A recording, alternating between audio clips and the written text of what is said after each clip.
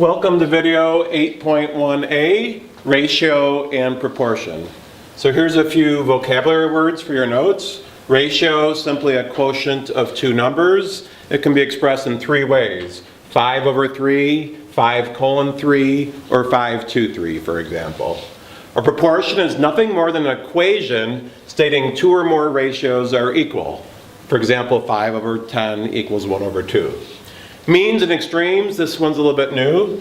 So when we have a proportion with two ratios, we label them first, second, third, and fourth. That's how we label the terms. And then we circle the diagonals and we call the extremes the one on the outside, the first and fourth, the last.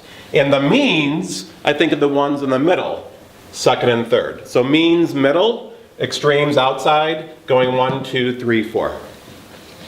Mean proportional, we'll do more of that later. That's also called the geometric mean. It just means that the means are the same. 1/4 equals 4/16. Those means are the same. A/x equals x/r. Those means are the same. And we'll do more of that in the future. Arithmetic mean, everybody knows that. Average. So the average of 4 and 10, 4 plus 10/2, 14/2 equals 7.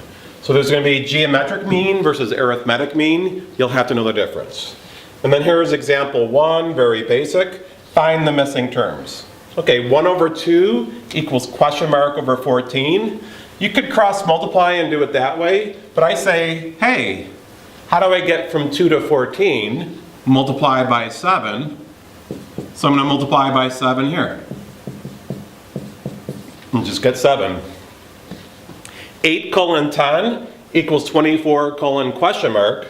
How do I get from this first thing to this first thing? I just multiply by 3. So how do I get from this second thing to this second thing? I multiply by 3. And that's going to be 30. 18/45 equals (5). Again, if you want to cross multiply and solve it that way, you can. I'm going to do it this way. How do I get from 45 to 5? I divide by 9.